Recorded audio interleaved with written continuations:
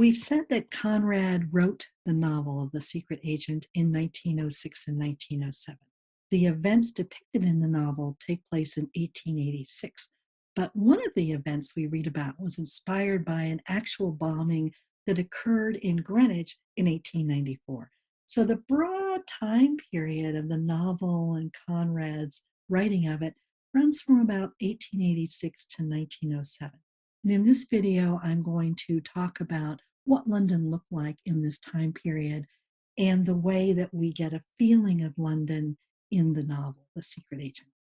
One major event in this period from 1886 to 1907 was the construction of the Tower Bridge, which began in 1886, the year the novel takes place, and was completed in 1894, the year of the Greenwich bombing that partly inspired the story. Many painters and photographers celebrated this project, and there are images documenting its construction in the Museum of the City of London, where this photograph comes from, and also in the British Museum collection of photographs of old London. You see, the 1880s also marked the latter period of the Pre-Raphaelite movement in the visual and decorative arts.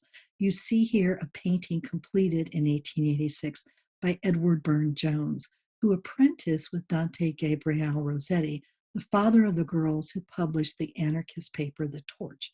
The painting is titled The Morning After the Resurrection, and it illustrates how the Pre-Raphaelites combine qualities of Renaissance paintings, the religious subject, the poses of the figures, the style of their clothing, with a haunting, almost ominous quality that you find in late 19th century symbolist painting.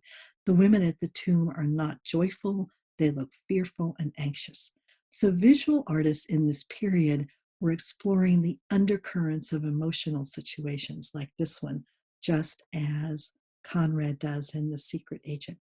And in literature in 1886, the year of Mr. Verloc's adventures, was also the year that Robert Louis Stevenson published Dr. Jekyll and Mr. Hyde, the story of a scientist who creates an alter ego that takes over and commits terrible crimes.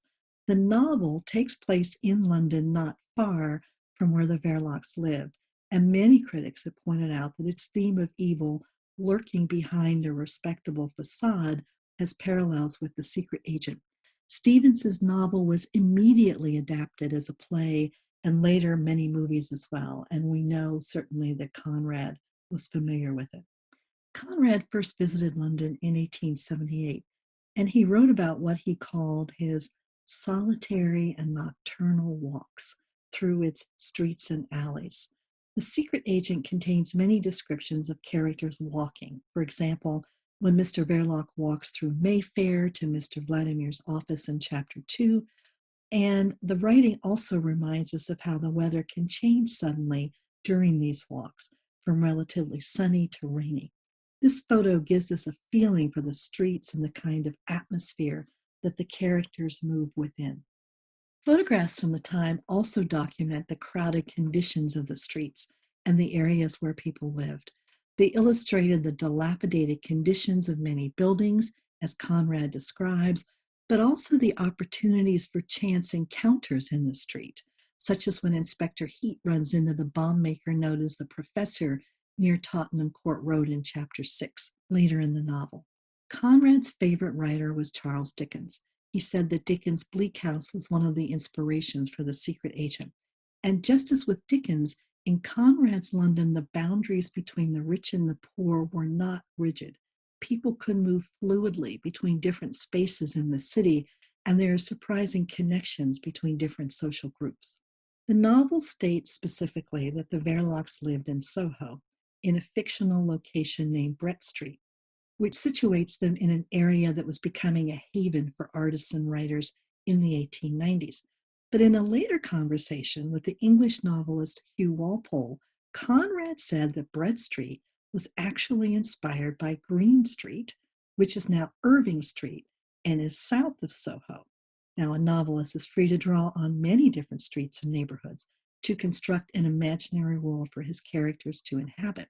But if the inspiration was Green Street, now Irving Street, then the Verlocs lived only a few blocks from Notre Dame's Global Gateway, which you can see in the lower corner at Pall Mall and Suffolk Street. The 1890s was also the decade when what were called moving pictures first appeared. Cameras were very specialized and expensive equipment, but it was possible for trained camera people to take them into the streets and document the look and feel of the time. British Pathé, one of the first film companies in London, took its cameras into the streets to document the movement and pace of people and vehicles during the period when the bombing at Greenwich took place. I think you would enjoy seeing this footage. It's less than 1 minute, and I've included a link to it in the additional resources section on this website. Thank you.